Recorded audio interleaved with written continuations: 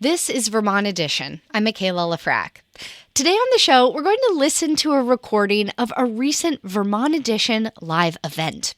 Last Wednesday, we headed out to the Barre Social Club in Barre City to host a live discussion about the burgeoning queer scene there and how to build LGBTQ community in small-town Vermont. We were joined by a panel of guests who have done just that. Liv Dunton is a co-owner of Fox Market and Bar in East Montpelier and Foxy's in Barre. Maddie Cobb is a co-owner of Slowpoke Exchange, a buy-sell trade shop for vintage and modern clothing in Barre. Heather Eli is the executive director of the Rainbow Bridge Community Center in Barre. It's a nonprofit that provides support for vulnerable communities and a gathering space for connection. And Lee Baker is a potter and a co-organizer of Vermont Queer Craft. And with that, let's take a listen to our discussion, taped in front of a live audience. Thank you. All right. Well, welcome, everybody. I'm so excited to be in Barre and to see this room full of people. I rarely get to leave my little windowless Vermont Edition studio, so this feels great. And thank you again to the Barre Social Club for hosting us here. This space is absolutely gorgeous. So we are gathered here because we care about building community, particularly queer community. And you might identify as LGBTQ yourself, or maybe you're an ally. But regardless, strengthening those social ties is so important, especially when you are facing big forces like bigotry or sectarianism, or you just live in a place like Vermont where there aren't that many people and it can be kind of hard to make new friends. So the folks up here have done work in their own ways to connect with others, perhaps to reach outside their own comfort zones and bring people together. And that's what we are here to learn about today. So let me introduce each of them. All right, so we have with us, and I'm not going in any particular order, so just raise your hand and wave, please, when I call your name. Liv Dunton is a co-owner of Fox Market and Bar in East Montpelier, as well as Foxy's in Barre. Hello, Liv. Maddie Cobb is a co-owner of Slowpoke Exchange, a buy-sell trade shop for vintage and modern clothing in Barre. Heather Eli is the executive director of the Rainbow Bridge Community Center in Barre. It's a nonprofit. And Lee Baker, hi Lee, is a potter and co-organizer of Vermont Queer Craft. And this summer's Queer Arts Festival is going to be held on Saturday, August 2nd in Barre. All right. So and just so you guys know, and you all, I'm hoping this can be a pretty casual conversation. So I might ask questions to the whole group. I might direct something to one of you. But if you have something to say, just feel free to jump in at any time. So let's start all the way at the end, Lee. Why Vermont and why Barre? Why are you here? Why am I here? Why are you here? I actually moved to Vermont in 2021 right after I got my very first COVID vaccination. And I'd been living in Chicago for like 15 years and knew I didn't want to be in a city. And I had spent a little bit of time in Vermont and just thought, maybe there's something still for me there. Yeah, and pretty soon after I moved here, about a year and a half after I moved here, started organizing this event, mainly because I'm a potter and was trying to build a business for myself and was trying to figure out how was I going to sell my pottery and how was I going to make an event? How was I going to find an event where I felt comfortable and where I felt like this was going to be my audience? And just started talking to folks about it and ended up getting connected through a lot of conversations that I had with the other co-organizers. And why Barre? I mean, we have sort of, as an organizing team, committed just to ourselves that we are going to focus on having events in places that are not Burlington, that are not Montpelier, that are not places that are centers of sort of community that you think about, that are sort of communities that are like doing fine, while there are a lot of communities in Vermont that could really use a boost. And so being in Barre, we did our first couple events, our winter craft fairs in Barre, and we keep coming back every year because Barre loves having us, and we really like being here. And now our summer event's going to be in Barre too, because we found a really perfect venue up at Millstone Hill. So, Liv, why Barre? I love Barre. It's hard to describe the connection I felt with this community and this town. And as Fox Market grew and we recognized a need for expansion, Barre felt like a really wonderful choice and a right choice to make. It's a community that feels sincere and centered, and no matter who you're talking to or sort of what their beliefs or backgrounds, it feels like everyone really wants what's best for Barre. And I love that. And I love being a part of that. It's such a privilege. Yeah. Well, I'm very excited to hear about how you built up the community around your store and also the stores themselves. It sounds like it was a lot of manual labor. Yes. But Maddie, I hear that you moved to Barre because of a coin flip. Is that right? That was Vermont. Vermont. Okay. Tell me more. Oh, that was a long time ago. But yeah, I was living in the Southwest and had wanted to come back east, but then I was working for the Forest Service, so the options are basically like Vermont, New Hampshire, or North Carolina, Tennessee area. And yeah, I was backpacking somewhere and was like, here we go, and flipped a coin, and it was the Vermont side. So here I am, whether I like it or not. I like deeply it. Intentional. It's very powerful. But then why did you stay? Okay, yeah. Well, because of the queers. No, but truly because of the queers. Yes. And then, yeah, like my wife and I actually, after COVID, burnt out from our jobs and were like, you know what, screw, can I say that? Yeah. That's whew, all right. We were like, screw Vermont. Like, it's too hard here. We can't buy a house. And we left and we're like, we're going to find somewhere else to live, like literally in the world. And we spent a lot of time looking at other places. And then we were like, God damn it. We're heading back to Vermont, and we gave some of our friends some of our like nicer stuff, and we literally were like, "Can we get it back now?" All right, you're a cool friend to have. Let's move on, Heather. Why Vermont? Why Barre? My partner is a lifelong Vermonter, so I kind of landed in Plainfield initially. By long connection with my partner who I've known for like 20 plus years.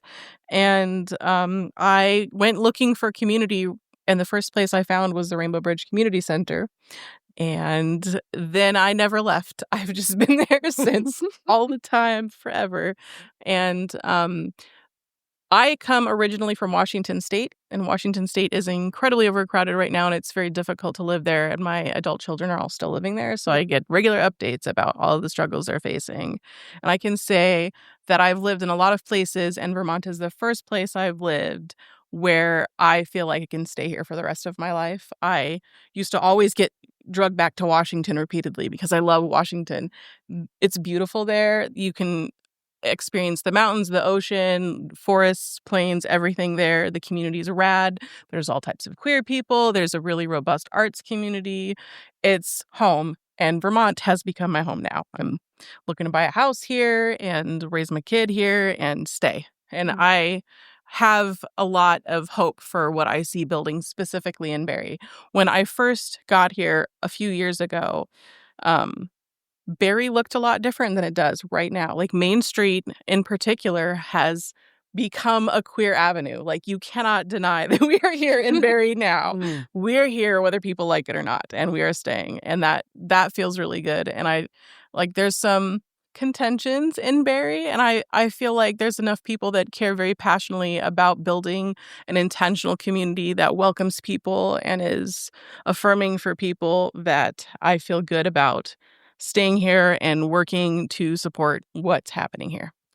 So, yeah, let's talk about some of those tensions, because Heather, your organization, Rainbow Bridge, you did a lot of work in Barre, boots on the ground work rebuilding after the flooding of 2023. And when something like that happens, I mean, everybody's helping everybody, and some barriers start to come down. And I'm wondering, I mean, as horrible as that event was, I saw so many people across Vermont really coming together in a very special way, as you do after a disaster. Did it feel like that for you? Did that help break maybe some of the barriers between kind of like old Barre and new? Okay, so for a caveat, I had a stroke about a week before the flood happened. Oh my goodness.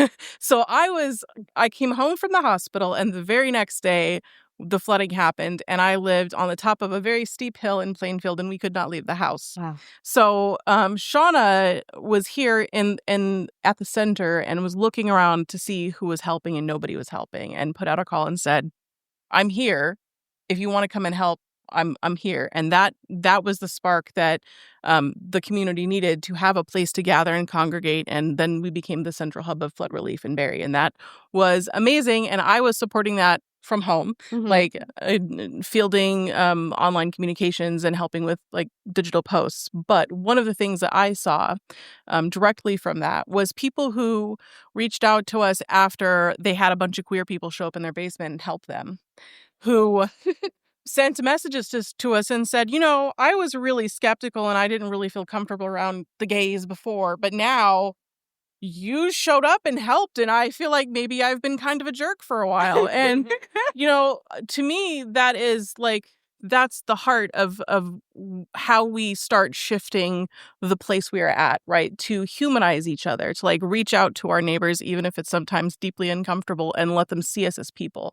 And sometimes it takes a little bit of risk to open yourself up to somebody who you don't think you have anything in common with, to realize that you do have more in common than you may think you do. Like, all of us care about our loved ones. All of us want to live in a comfortable home that is safe. All of us want to be able to access good health care and see our kids grow up and thrive. That is like what we want for our communities is the same, and we have disagreements about how to accomplish that, and some weird challenges that crop up in the middle of that. But I think the solution to that is to humanize one another, and that's my thoughts on that. Awesome.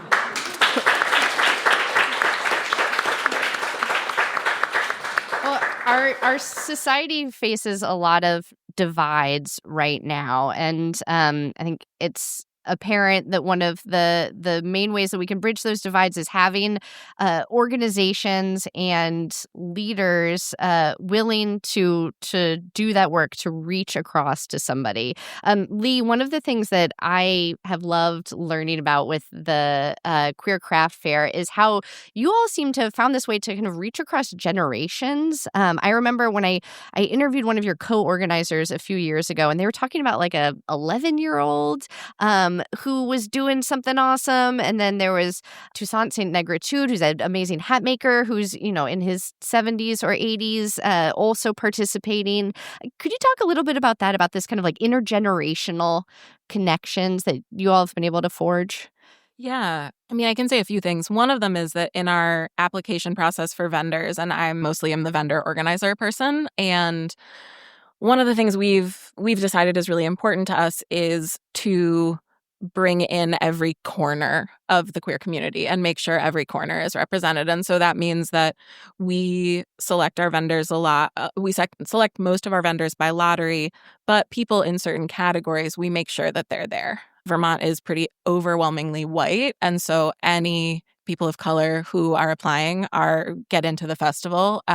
We don't get a lot of applications from folks who are over 60 or teens or young kids. And so a lot of those folks, and we have invited them to be there. That's really, it feels really important to us to make sure that everybody, that sort of everybody who's at the festival doesn't just look like a lot of the folks on this panel, which is honestly what it would be. Yeah. It would be a bunch of like white folks in their 20s through 40s if we didn't do it that way. We also get the widest variety of really cool art that way, honestly.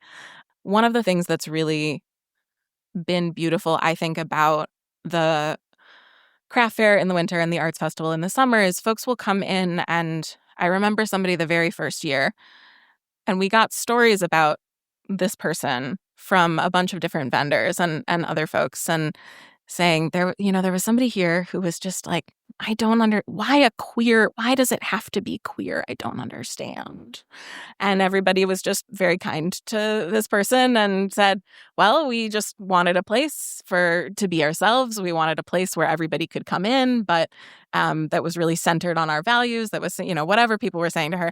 And by the last vendor in the room, the story that we heard from that vendor was this person saying, I came in not understanding why they wanted a specifically queer event, and I think I get it now. And I just, I don't know what she learned while she was in the room, but I'm really happy she did. And I'm happy she came in and took a chance on what, might have seemed to her to be a really bizarre event to have, So, yeah. I just want to point out that when I went to the summer festival in Plainfield, my son was really excited because one of the kids that was vending there was making little dragons. And of the 4 things we bought, one of them was the dragon, and we had to go all the way back around to make sure we got that dragon. So, thank you for that. Liv and Maddie, you both have storefronts in Barre, and as we all know, here in Vermont, having property of any kind is a struggle financially. Also, things are old and you gotta redo them, and that can be a huge financial and logistical burden towards building a space, for anybody, but especially a queer focused space. Liv, can you talk a bit about how you were able to manifest these physical spaces for this business that you wanted to have? I'm really excited you asked this question because it's going to make my business partner so uncomfortable. Okay, I did hear giggles from the front. Yeah. Housing doesn't usually make we are able to have the spaces we have because of my business partner, Donnie. I'm going to get emotional, but it felt very important to us to own the spaces that we were building because of the insecurities of not owning your space. Before I was even signed on to Fox Market, Donnie had started this project in East Montpelier, and that building sat on the market and then had fallen off the market because it was unsellable. It was in such a state of disrepair and had quite the collection of stuff inside of it that needed to be hauled out that the folks who owned it did not want to haul out. So Donnie worked tirelessly for 2 solid months before I was even a part of anything, just cleaning mostly. It's nonstop. I mean, that is how you start it and how you build it, and then it floods, and then you have to clean it out, which we've experienced here. And yeah, it's always something for sure, but it's yours, and you get to love it in that way, which is so beautiful. Yeah. We have to take a quick break. When we get back, we'll hear more of our discussion with members of the Central Vermont queer community. We'll hear about the difficulties of fostering a safe place for LGBTQ people in this era, and how our guests manage to make their communities feel more secure. This is Vermont Edition. Stay with us. Thanks for listening to Vermont Edition, where support comes from Vital, Vermont information technology leaders. Did you know that 98.9% of Vermonters share health data with their providers through the nonprofit Vital to support better care? Learn more at vitl.net/sharing. Welcome back to Vermont Edition. I'm Michaela Lafrac. If you're just joining us, we are listening to a recording of a panel discussion from the Barre Social Club. Vermont Edition went there last week, and we taped this conversation in front of a live audience. We assembled a panel of business owners and community organizers from the area who are working to create a stronger queer community in Central Vermont. Our panelists were Maddie Cobb of Slowpoke Exchange, Heather Eli of Rainbow Bridge Community Center, Lee Baker of Vermont Queer Craft, and Liv Dunton of Fox Market and Bar and Foxy's. Let's listen. Maddie, you also had a journey to finding a home and a storefront here. Would you be able to tell us a little bit about that journey? Yeah, for sure. I actually, when Heather said that you'd live so many places and this is the first time you were like, I could stay here, that's how I felt about Barre too. And that was pretty recently. I mean, that was like a little over 2 years ago. Um, but yeah, my wife and I when I moved here, I was like in the Kingdom, I was in Franklin County, and I was in the Stick, and then we were in Calais, but in the Sticks. And then, so I had, ultimatum for my wife, which was like, okay, if we're not living in the Sticks, we have to be able to be a single car household. That was my rule, because cars are so expensive in Vermont and I'm cheap. And so we like saw that Donnie and Liv's journey to purchase the Wheelock building here in Barre was a intense journey that they deserve so much credit for sticking it out in order to get it, because there was a lot of pushback and they had a lot of people standing with them, and that's amazing. But we knew we wanted to start a business. I wanted a Main Street business. And we were like, okay, what towns do we want to do it in? And I always wanted it to be in Barre, but I was like, I ran the numbers for similar towns around, and fortunately, I ignored those numbers, and no, a little, but not too much. But also it was just like Liv and Donnie being Foxies in Barre, just like, and Rainbow Bridge, and like shout out to AR and Pearl Street, like some businesses that I knew that like were really staking a claim on this Main Street that like has so much potential. We're like, no, there's just a feeling here that when like we can come here and help build something with these people who are already doing really neat things. And it's paid back like dividends, like mainly just like in our like social life. It's the amount of fun that I have with my freshman business owners on Main Street, and like our little text chat being like, does anyone know how to fix this? You know what I mean? But then also just how undeniably queer Main Street Barre is. It's just holding us. And, you know, we have Dana Talmo is like a queer-owned hair salon. And then all of our allied buddies, like Vermont Bicycle Company is super allies. We have Barre Social Club, aggressively allied, I would say. Yeah, Tally is wild. And the old guard, the older businesses have been so welcoming to us too. Like, so it's just been such a wonderful place to like, we took a risk and it's paying off, and it's been a blast while we were doing it. Yeah. Well, not to meet the enthusiasm with a downer, but here we go. The U.S. Supreme Court. Yeah, sorry. So on the day that we are recording this, the U.S. Supreme Court justices just upheld this Tennessee law banning all gender-affirming care for minors. And in the last few years, half of all U.S. states have adopted similar bans. We're also seeing at the federal level, there is an anti-DEI effort and a pro-gender binary push, for lack of a better term. Do you, even in this space, this warm and welcoming and vibrant space that you all have had a hand in creating, I wonder, do you still feel unsafe? Is Vermont doing enough? Lee, I'll start with you. I feel you. I mean, having a giant public gay event is never something that's perfectly safe, because we know there are bigots here like there are anywhere. You know, I'm thinking about Fern Feather, who was murdered a few years ago for being trans, right? Like that happens here. And we've always, as an organizing team, taken our responsibility to keep everybody safe as best we can really seriously. We always have folks on hand who are de-escalators, who are sort of just watching the edges of the space that we're in, who are we have folks who have medic training who are there, right?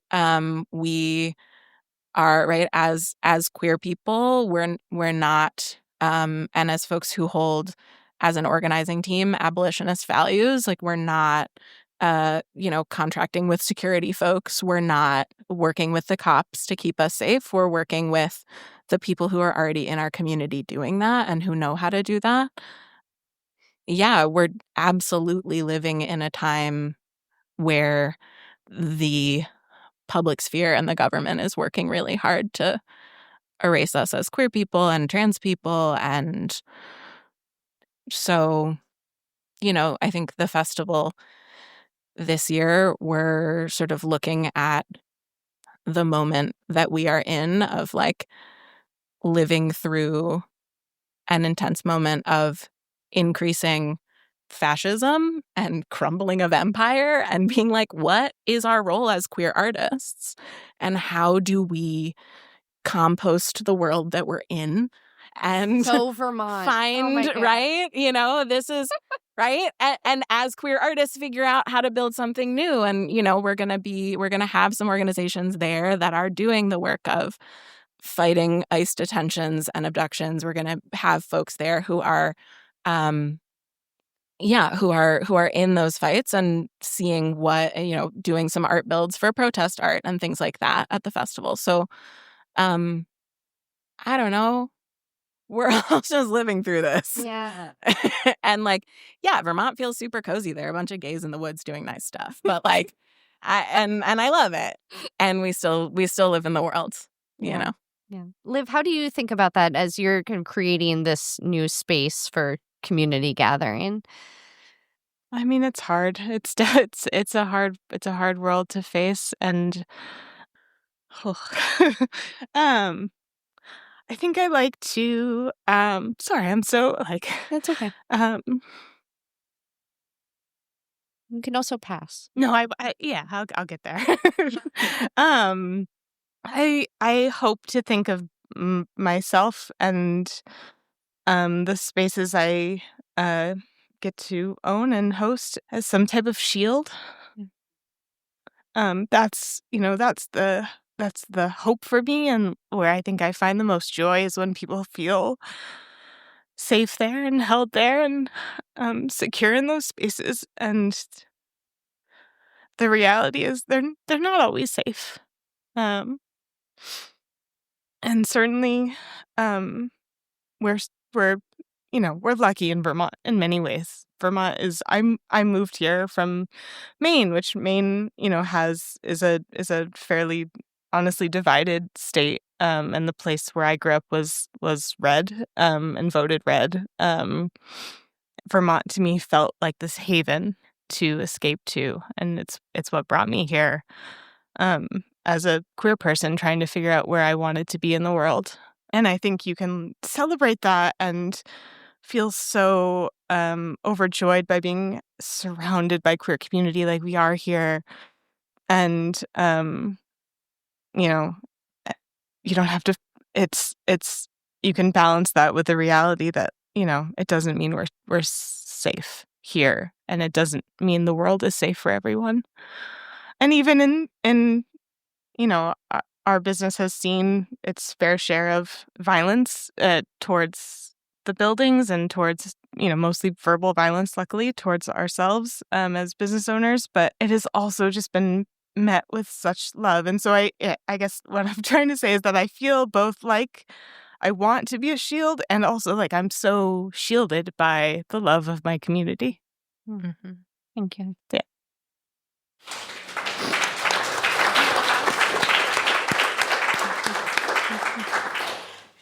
Maddie, I'm actually going to skip over you for just a second and jump to Heather, because that concept of shielding others, acting as a shield, I feel like, Heather, that is so much of what Rainbow Bridge does. And I'm wondering if you could speak a bit to the, I don't know, perhaps any safety concerns that your organization's having right now and how you address those in your role.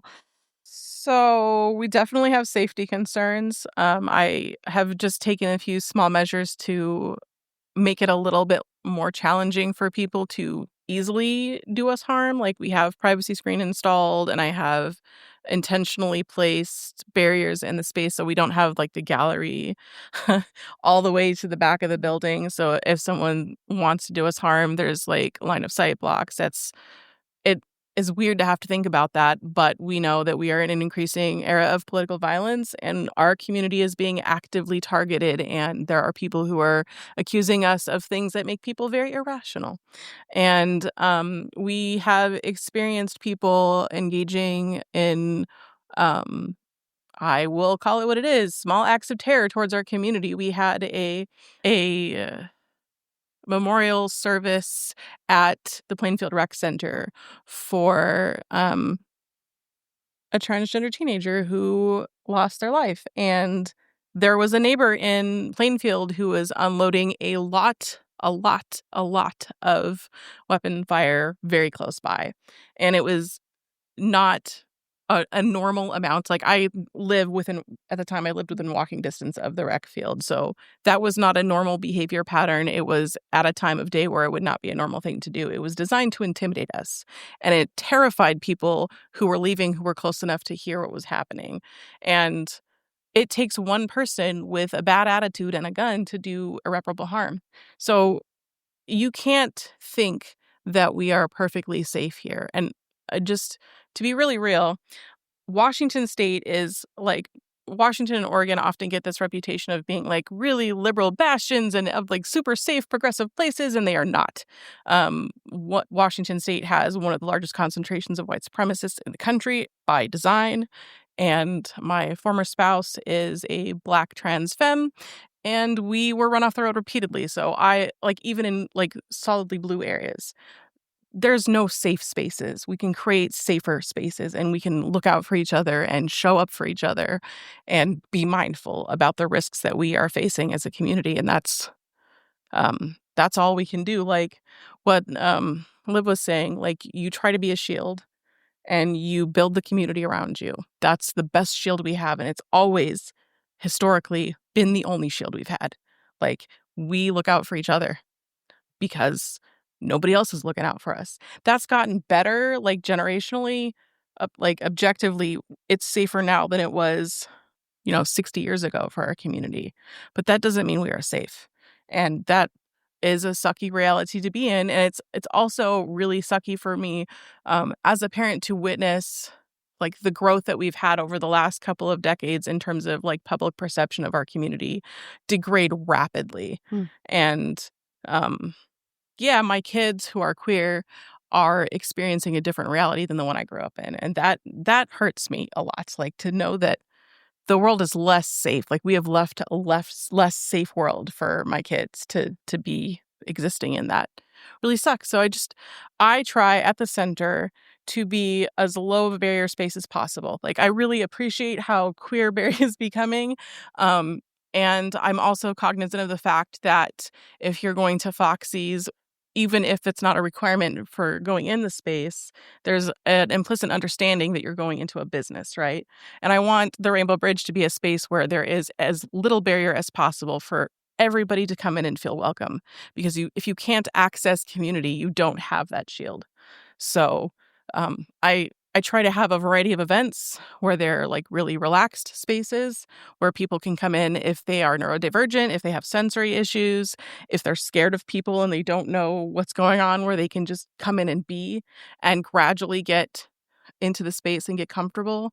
That's why we do so many events that are not affinity group oriented, but they're around like a hobby or a craft or a game, so that you can come in and you have something to do with your hands and you're seeing the same people week after week or month after month. And then you naturally develop the trust bonds instead of trying to force it or like doing like a rapid social environment, which can be very intimidating for a lot of people. And I've witnessed that over the last couple of years really be transformative in the lives of the people who are at the center. Now I'm getting emotional.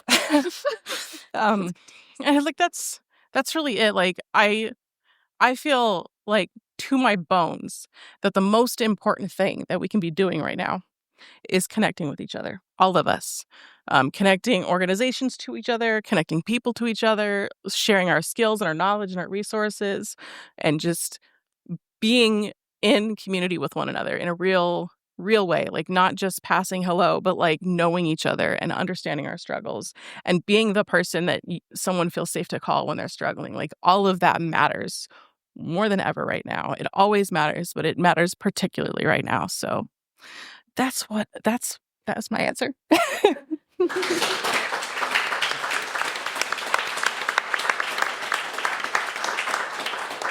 Maddie, what are these conversations bringing up for you? All right, Michaela. I want to see some Really tears. send me off. The rest of us did it. All crying. Oh, what are they? Okay, yeah, I'm operating from the perspective of a small business, right? And I love being a queer owned and like safe clothing store because like how important to queers are our clothes? Like, give me a break. Like, give me a break. I'm looking around. Look at these shirts. Yes. So, and it was important to me, like, on my personal journey, like, where I spent so many times, like, crying in dressing rooms because I couldn't find clothes that I wanted to wear that fit me the way I wanted them to fit, right? And when we talk about, like, being safe, it's also, like, safe within ourselves. Yeah. And I think a lot about, like, the Supreme Court decision is awful. I used to be a public school teacher here in Vermont, and without a Supreme Court, we still had trans kids attempting suicide, right? So it's like, so I just like thinking about like, I think about this a lot when it comes to my business, and it's just about how important it is to me that when people walk into my store, I do not assume what they want to wear and what they want to try on. And our store does not have gender labels, and that is like a really welcoming place for you to try out something new. And if you want advice, I am really, really happy to help.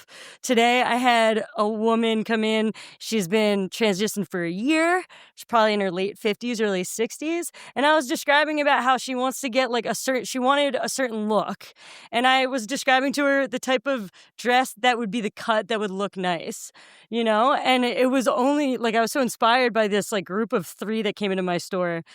And it was a trans woman, probably 40s, 50s, and her 2 cis friends. And they kept being like, oh, this would look great on you. This would look great on you. This would look great on you. And finally, the trans woman goes, how do you know? And the cis women said, we've been training for this our whole lives. And it just like clicked, and it was so true. And it's like, and because I am non-binary and I had to walk that line so long in my life, I do know what looks good and fits well in femme clothes. And I do know what looks good and fits well in mask clothes. And I love getting people ready for a formal event because I used to sweat and cry even into my early 30s before formal events. My wedding was probably the first time at a formal event I looked the way I wanted to look. And now look, you got him. You got the tears. 4 to 4. Yeah. So I think a lot about like safety and just in yourself and how being able to express yourself and being able to go to a place where you can find the clothes that fit. Ask someone that works there who's definitely not going to judge you, who's actually excited to work with you. Yeah. So that's my take. Thank you.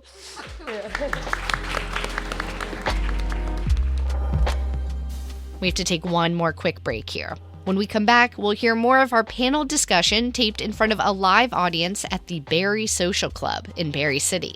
That's in just a minute. Stay with us. Welcome back to Vermont Edition. I'm Michaela Lafrac. Today on the show, we are listening to a recording of a panel discussion that we recorded last Wednesday at the Barre Social Club in Barre City. It's about building queer community. We've been hearing about the state of the queer scene in Barre, and now we're going to hear how our panelists plan to continue expanding and creating a more inclusive space for LGBTQ people in the region. Our guests are Lee Baker of Vermont Queer Craft, Liv Dutton of Fox Market and Bar and Foxy's, Heather Eli of Rainbow Bridge Community Center, and Maddie Cobb of Slowpoke Exchange. There is something in the water, clearly, in Barre. You guys are you're creating something. I don't know what is. No, you're creating something really magical here, and I think it's something that other towns in Vermont are taking notice of and wanting to replicate. But there is always room for growth. So, my question here for each of you is: what is one way that you think either the community as a whole or you yourself could help make Barre's queer community more inclusive, more diverse, more closer to whatever ideal that you have in your mind for it? Heather, you made eye contact with me first. So. There's my mistake. Okay. Wow. Inclusive. This is something I've been struggling with a lot since I moved to Vermont, because I am from multicultural areas where I am in the minority, and now I am surrounded by white people all the time forever. And it's a culture shock for me. And I'm not sure how to fix that, genuinely. Like, I've been thinking a lot about this, and it's very hard for me as a white person in Vermont to necessarily be a trusted person for people who I want to attract to the center and make them feel comfortable there. Yeah. And that is a tricky problem to navigate, right? There's lots of reasons why I, as a white person in Vermont, am not going to be necessarily assumed safe, right? And there's a lot of people in our community that I think we are missing and not serving. And that deeply bothers me, because if anybody in our community needs a space where they can gather and feel safe and feel comfortable, it's the people who are not white here, right? We need to be able to support those folks. And I'm also thinking a lot about the parts of our community that are not comfortable right now, like migrant people in our community and unhoused people in our community and people who are struggling with housing, financial insecurity. They may not be able to access a lot of the spaces that we are cultivating here. And Barre in particular is struggling a little bit with, I will say, an image problem. We want people to come here and feel comfortable here, and Barre's solution to this is to hide the things that look uncomfortable for people. That is not the correct way to resolve that problem, in my humble opinion. I think we need to find ways, again, I'm back to humanizing people who are not the same as us and being compassionate towards people who are struggling with things that we maybe don't understand, and building a community intentionally that supports every member in it. That feels important to me, and that feels within the queer ethos, such as it is. I think we all need to be aware of other people who are struggling under the same oppressive systems that we exist in. And we will not get to a future where we feel our liberation while we leave other people behind.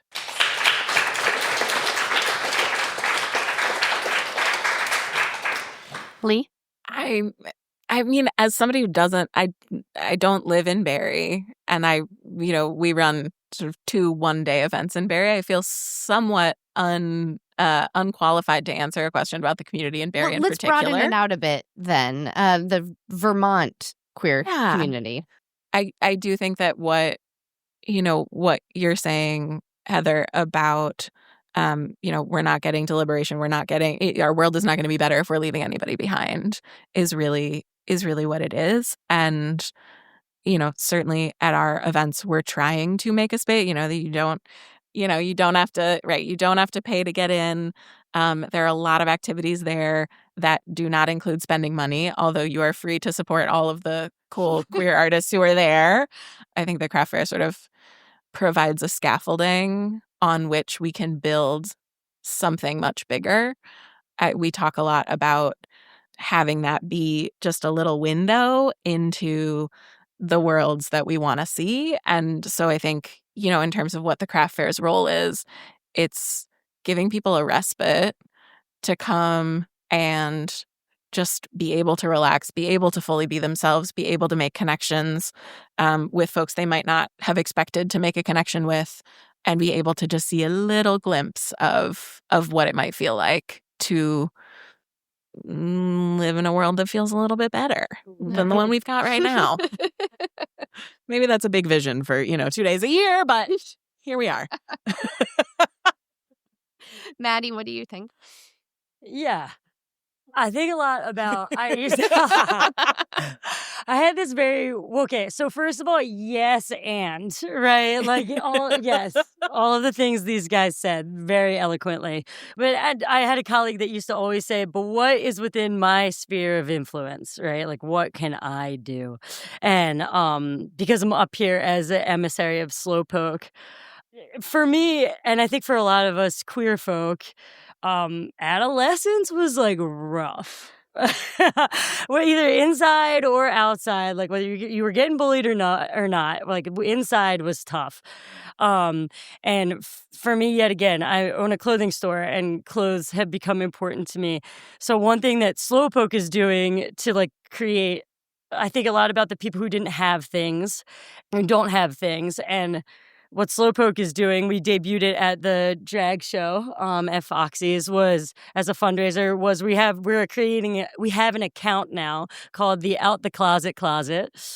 And it's for queer youth, like 20 and younger, who can come into our store and say, I'd like to use the Out the Closet Closet funds. And we tell them, that's great. And then based on the funds within it, we'll just give them a quantity of money that they can use to go shopping for gender affirming clothes. And that means anything, right? Gender affirming clothes, it's just affirming clothes, right? So that's the way that my little tiny store on Main Street in a little tiny town in a little tiny state is trying to do something.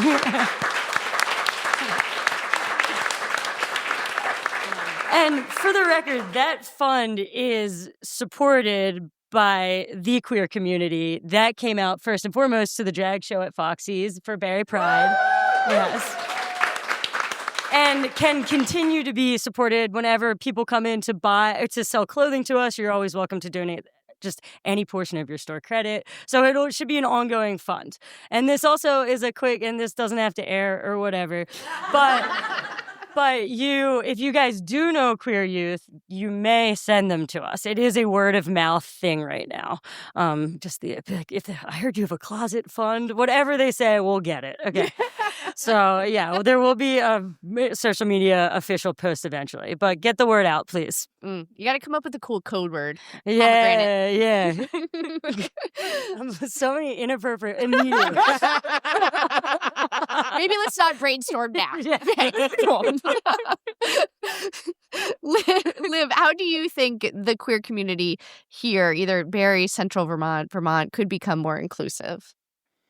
Yeah, I mean, I guess when I first heard that question, the first thing that came up for me was like, I don't know that it's my question to answer. Yeah. Or, it's like I certainly have ideas, but I'm white and privileged, and I don't know that that's like, yeah, I don't know that that's my question to answer necessarily, but it's what I think it is, and my role in the community is that it's mine to make space for others to answer it, and to try to facilitate that space and to build those spaces. So what can I do with the power I have in this world to lift others up who otherwise may not have their voices heard? And I think Lee said this earlier, which I really appreciated, is that like looking at the makeup of this panel, maybe it's not our question to answer, but it's ours to question why those voices aren't here right now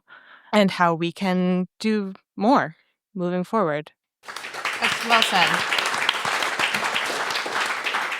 All right. I think we should wrap this up so we can all talk a little bit more and get off these high chairs because I'm scared I'm going to fall off it. But don't stand up yet. I just have a couple quick thank yous. First to our panel, Liv Dunton, Heather Eli, Lee Baker, and Maddie Cobb. Thank you all so much for sharing your stories with us. That was a recording of a live event at the Barre Social Club last Wednesday. Before we go, one last thank you to the Barre Social Club for hosting us, and to our audio engineers Phil Edfers and Peter Angish, Vermont Public's event coordinator Amy Zielinski, and social media specialist Catherine Hurley. John Ahrens is our managing producer. Andrea Lorian and Daniela Fierro are our producers. Our intern is Callie Canucksorrel, and our theme music is by Myra Flynn. I'm Michaela Lafrac. Thank you so much for listening, and we'll catch up again soon.